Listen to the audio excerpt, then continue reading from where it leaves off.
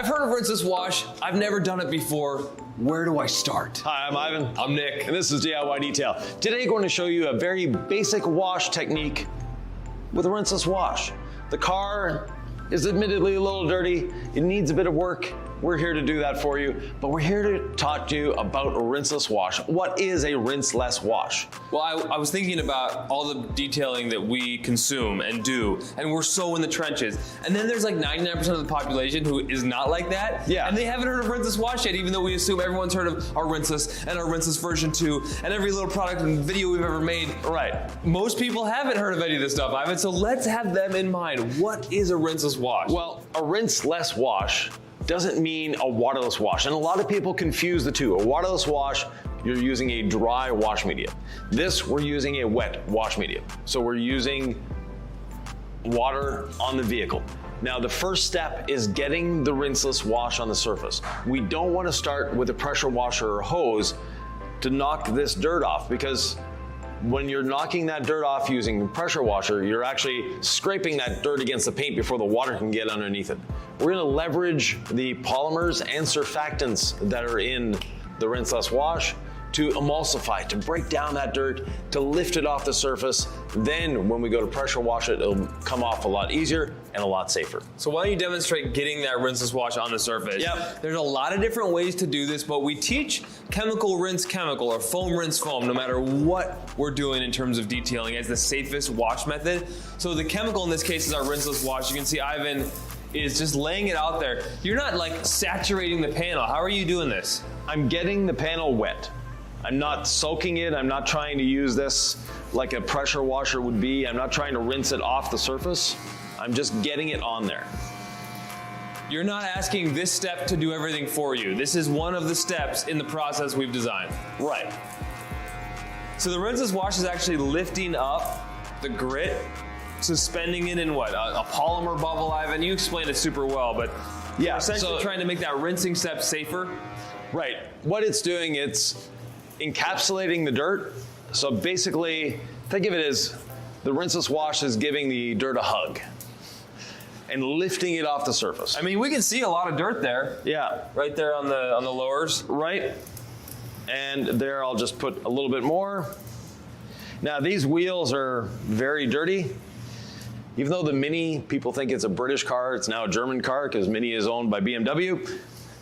And it has the traditional BMW brakes of getting everything nice and black with brake dust. Ivan, we're talking about a rinseless wash. Now you've got something else in your hand. Are we confusing people? No, so I've got our all clean. These wheels, German brakes, they tend to get a little dirty with brake dust. So giving us a little more chemical action, and that's our all-purpose cleaner, diluted 15:1, with just a little bit of incredible suds in there to help break that brake dust down. I will say, if you keep your vehicle well maintained, all you need is rinseless wash. Right. For the wheels. But This one is not. There are just times when all clean is our next step up in aggressivity. Yeah. And let's just say this one, the wheels were not well maintained. Now that it's had sufficient dwell time, we'll quickly rinse it off, and then we'll apply the rinseless wash one more time.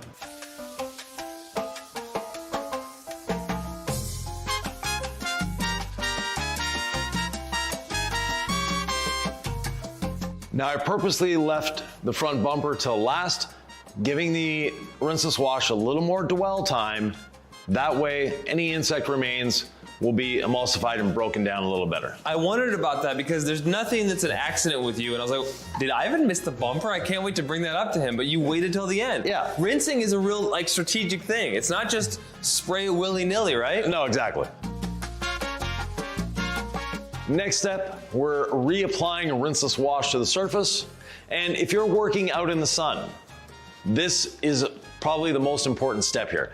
If water dries on your surface, you have the risk of water spotting. If the rinseless dries on the surface, not a big deal. You get polymer spots that wipe off easily. Now you could easily just dip a spray bottle in your diluted bucket of rinseless wash. Yep. And then just spray it on, right? With a 16-ounce spray bottle, whatever trigger spray you have at home.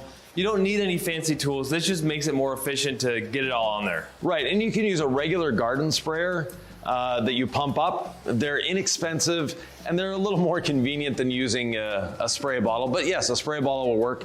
But you can pick up a little garden sprayer, a 1 gallon one for $10, and it'll do a lot of work for you. And then this little thing is what, like what is that noise we're hearing? It's keeping the pressure up inside, so I don't have to pump.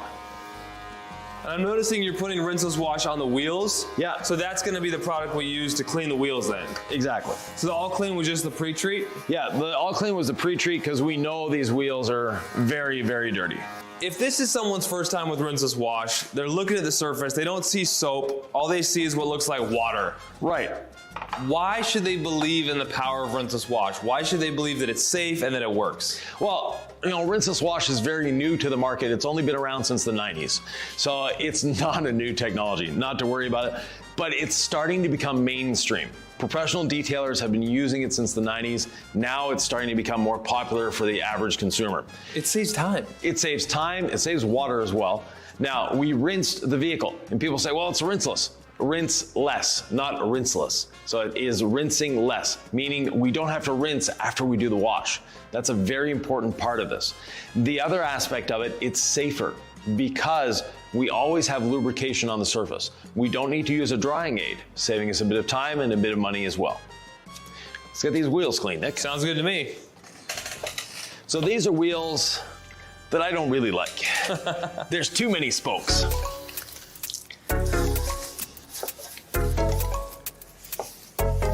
I like to start at midnight and work my way around the wheel. And I always start with the face. We are going to be cleaning the barrels, but I like to do the face first. And the reason I do the face first is very simple.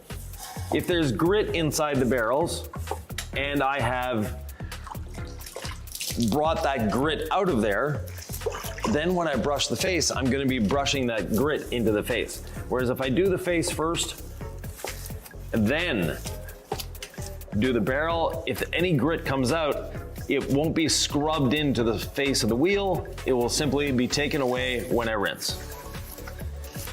Now I said rinseless, we don't need to rinse again. On the wheels, we do rinse because of that additional grit. So I start at midnight again. I do one section.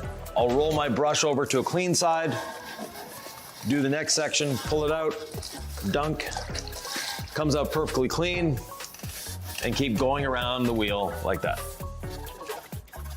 And this is a Tampico brush. It's a natural fiber.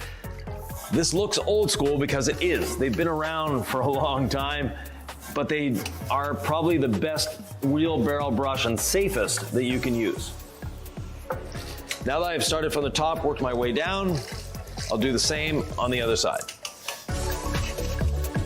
There's a lot of nylon versions of this type of brush, but when you pull that brush out, you get covered in what was inside the wheel well, or what was inside the wheel barrel.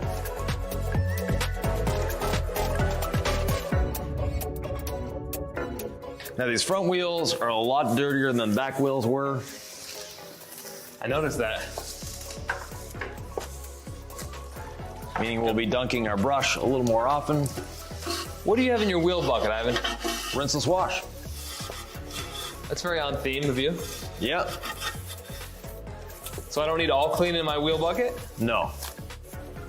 Ivan loves a 5-spoke design. He does not love a 700 spoke design. Well, actually, my preferred is the wheels that came on Renaults. They were a 3-spoke design. Oh yeah? Less spokes, the better. And then how often, I'm sure you're showing it, but how often are you redunking your wheel barrel brush? After every 2 or 3 sections. Okay. Basically, when all sides are covered, that's when I redunk. You know, most people have never seen their barrels, Ivan, but detailers sure love to fixate on them. Yep. It is nice to have clean barrels, I will say. We are detailers after all. Yep. Yes, it takes a little more time to clean your wheels, but it's worth it. And we can see what came out of these wheels. The water is black on the ground. You can see that just running out of there. Folks may have heard of iron remover. Where would you use iron remover in this process if you were going to use it on your wheels? Right before spraying on the all clean, we would have sprayed on a bit of iron remover. Okay. But these were dirty, but not encrusted with rust. Right. We'll give the wheels a very quick rinse. Then after that, we'll be able to put away the pressure washer.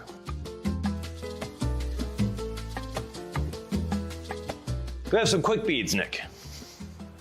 I think that would be appropriate here. Quick beads will help the next person cleaning these wheels to have a much better experience.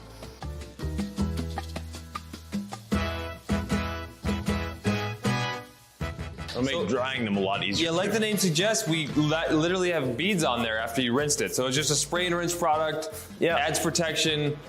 You could use it on paint or wheels.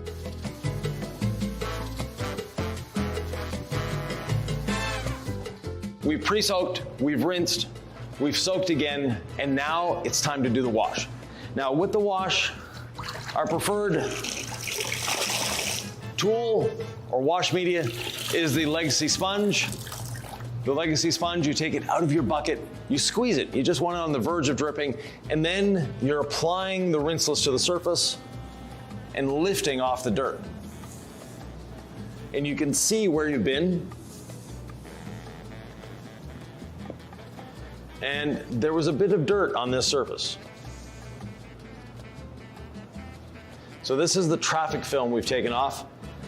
We touch it to our Rinseless wash bucket. Now we have a clean sponge again. Now, the reason I have a towel on my shoulder, Nick, is if you're working in direct sunlight, at this point is when you take your towel and you dry the surface. So you don't let it dry in the sun, you dry it as you go. Because Rinseless is its own drying aid. Right. The lubrication works in your favor. You're not putting any pressure on this sponge. Folks may be tempted to use pressure because they think it's gonna help them clean more effectively. Yeah. Your answer to that?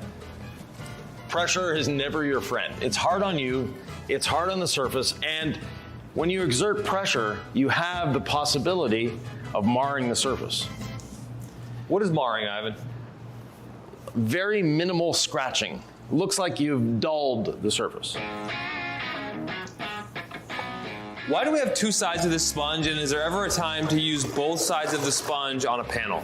Yes, so the reason we have two sides is simply for tracking. So you start with one color, and when you've done or exhausted that side, you think it's too dirty to continue, then you flip to the other side that's clean, so you're not having to go back to your bucket as often. So we're making it easy for folks.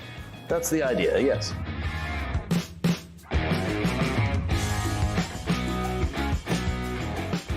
There's a lot of Rinseless washes on the market, Mr. LaCroix. Yes. Why would somebody choose ours? The technology behind it, so it's a hybrid wash, meaning it has both surfactants and polymers. That gives it a few advantages. One of the advantages is better cleaning ability, but the polymers give us a better feel, meaning that as we're bringing the sponge across the surface, it allows it to clean better and it glides a little easier. Now, you asked why two sides of the sponge. Another reason is you have a very dirty panel. So you're going over the panel, and you'll see this especially on a light colored vehicle. And then you look at your sponge and go, ooh, that's really dirty.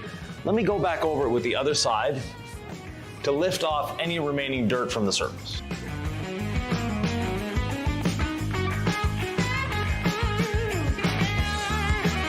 There we have it.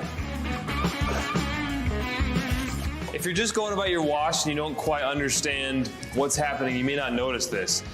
But maybe I could show you what it looks like where you've washed a panel and where you haven't washed a panel. So I actually got this rear quarter here, and there are these sort of swipey white marks. And then if you notice here, it's kind of a tighter water bead. I haven't washed here, and in fact, I have washed here. So you see the swipes are a little less pronounced, but there's some dripping. This is just dripping. So I know that I've wiped now once I see the difference on the surface. At first it's so subtle because you're used to soap that you don't actually realize where you've been. And then I actually find it works better once you have an eye for it. Now, I want to show you on these lowers. I'm gonna get this nice and dirty for you. You can kind of see that black in the sponge.